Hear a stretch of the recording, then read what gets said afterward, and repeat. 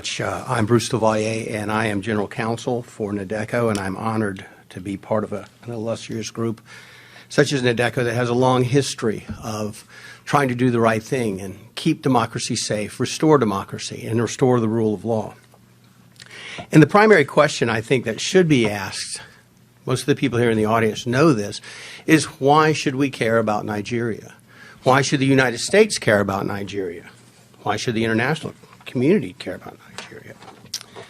What would you say if I told you that there was a country that has arguably the world's oldest democracy with full participation of all of its members?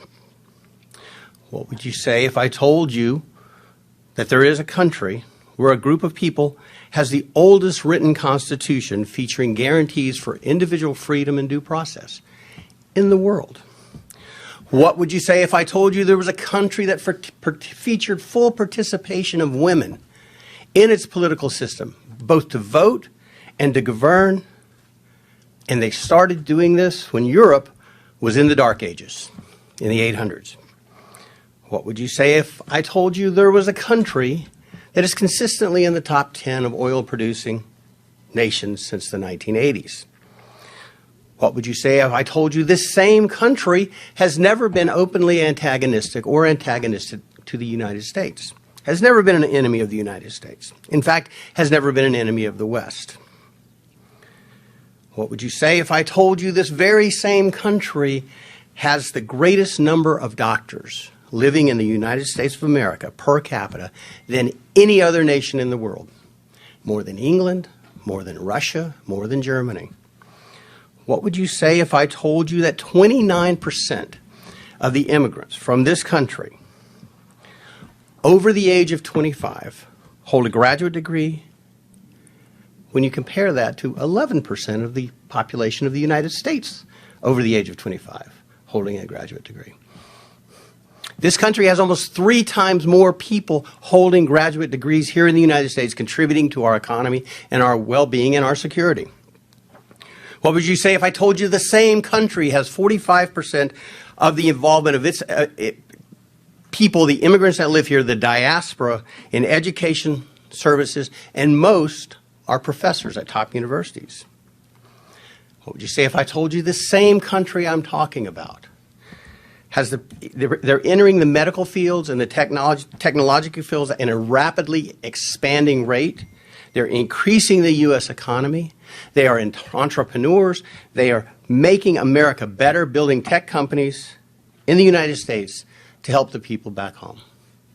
Would anybody be able to guess that country was in Africa? Would anybody be able to guess that country is Nigeria? Because it is. That's Nigeria. So when you say, why Nigeria, it is almost a fool's question. One of the greatest nations that has all of these things going for it, and yet we constantly turn our back on Nigeria. Shouldn't we be favoring this nation? Shouldn't we be more attentive to this nation? Shouldn't we treat this nation, this giant of an entire continent, not of a region or an area, of an entire continent that stands out as a shining beacon? Shouldn't we treat them as especially favored allies of the United States and indeed of the West? Especially given the insecurity in the world today with issues relating to extremism and energy shortages. Don't you think that this is a nation that the world should readily leap to the fore to protect, to ensure the well-being so it can continue on its pathway to greatness? Yeah, we're talking about Nigeria, the largest nation in Africa. It is the wealthiest nation in Africa, and yet it's the poorest country in the world. Nigeria now has more people living below the poverty line than any other nation in the world, which is a remarkable feat, given that there are 234 million people in Nigeria and approximately 1.4 billion people in India, the former dubious leader of world's poverty. How can we let that happen? How can we turn our back? How is that possible? Nigeria is also the site of the largest genocidal slaughter the world has seen since World War II. And yet nobody wants to talk about it. Nobody wants to do anything about it. I am here very proud to be involved with NDECO because NDECO wants to do something about that. Something is very, very, very wrong. And it starts with the ability to choose your leaders in full, open, and fair elections. Nigeria has descended into a kleptocracy. And what that means is theft is the coin of the realm. Not due process, not laws, not fundamental fairness, not the pursuit of happiness, not freedom, not family, not religion, not work, not prosperity, but who can steal the most first and go back and steal some more. And that is something that I believe the Nigerian people can solve on their own, but they're going to have the help. We cannot continue to turn our back on Nigeria.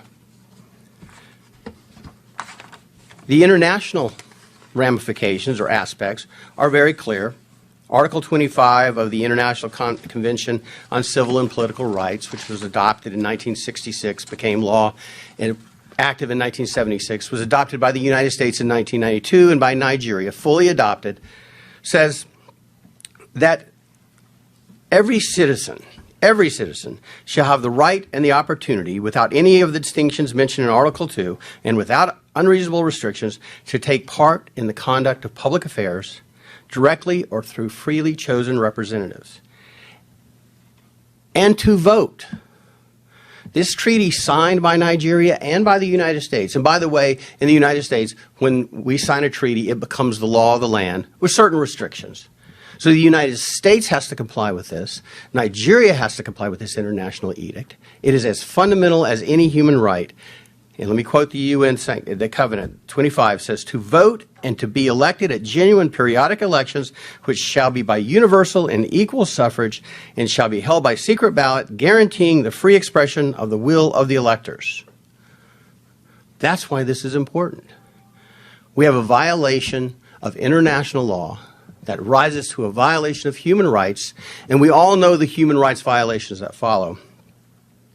And it's by a nation that we should hold in special favor, that we should hold more closely, that we should take better care of.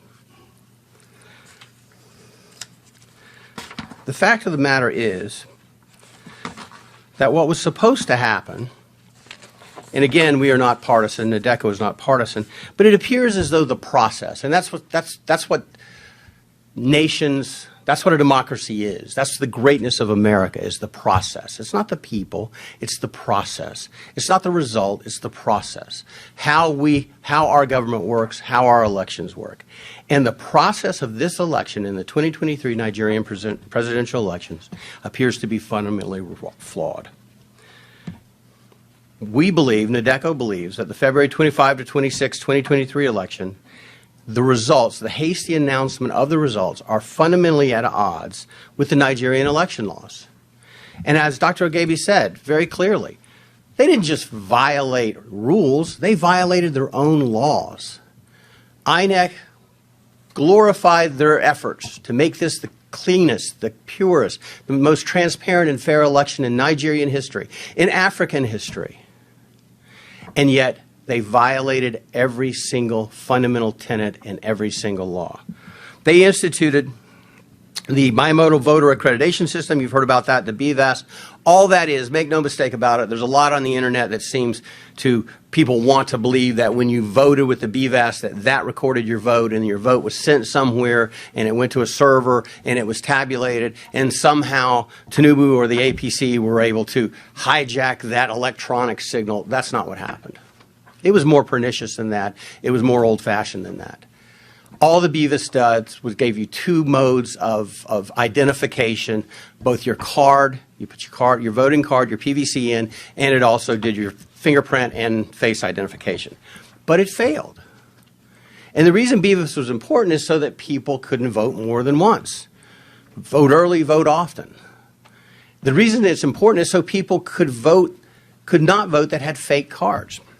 And on the issue of the PVC cards, INEC announced, this is INEC themselves, said that there were 87.2 million PVC cards collected. That was out of 93 million registered voters. So approximately 6 million people were registered. They just didn't bother to get their voting card. No one knows why. It just happens. But what's fascinating is, if you consider it true that 87.2 million people had PVC voting cards and could have voted, the declared winner of this election received 8.7 million votes. Now, out of 87 million, the math's not real hard. That means that Mr. Tinubu got 10% of the vote. He will be ruling the wealthiest economy in Africa with a mandate of 10% of the population. That's extraordinary. Something is seriously wrong. Something is seriously wrong. Additionally, we believe that what has to happen and why we're here today, and NADECO is leading the charge, we believe that INEC has to prove itself. It has to prove the results it announced were true and were real. There are 176,600 polling stations. That's a lot of polling stations. INEC's rules required each polling station to collect the votes, count the votes, and they do it the old-fashioned way. They get the paper votes, they count them. They put them in stacks for each of the primary candidates.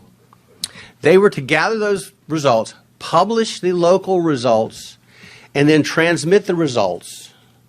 And ultimately, they would go to Abuja and be certified. Well, what happened was they published some of the results early on, and then they took them down. And so what they have is something that looks a little bit like this, scribbling, when it used to look like this, where it was written. Someone didn't like the results. That's what appears to have happened. Dr. Ogebe observed it happening. So what we have is vote rigging, vote buying, and bribery. So despite INEC's efforts, nothing good happened. And we're back to the same old thing, the same old efforts. So what do we do? What do we do in the United States? What do we do as members of the diaspora? What do we do as international attorneys or international law folks? What do we do to ensure democracy can thrive? That the promise of 1960 can become true again, hopefully. Well, we are asking that INEC throw open the curtains and let the full light of truth come in to prove the transparency and the veracity of the results they've announced. If the results are true, they should be able to prove it. It is absolutely not extraordinary to ask them to prove it. Show me your math. We've all gone to school. Show me your math. You've got a number. Show me how you got to that number. Prove what you did. There can be no debate that the initial investigations indicate that they were savaged. The rules were savaged. The rights of the electorate were savaged. It was polluted by blatant and widespread corruption. And as Dr. Lloyd said, the four horsemen of democracy's doom, bribery, intimidation, insecurity, and vote rigging, appeared to trot and run roughshod all over the nation. They were harnessed to skew the results. We, NADECO, call upon the people of Nigeria to act peacefully, but to demand that proof be provided to them, that INEC prove the results they've announced. We also call upon the international community to join together with the Nigerian judiciary in a concerted effort to condemn and set aside the hastily announced results and instead proceed with the solemn seriousness this deserves. Again, one of the world's great nations is at peril here, continues to be at peril here.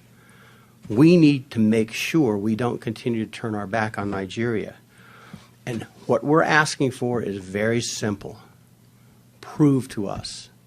Prove. NADECO says prove to us that if there is a Nigeria and there is a democracy in Nigeria, that it was arrived at lawfully and in accordance with the rule of law.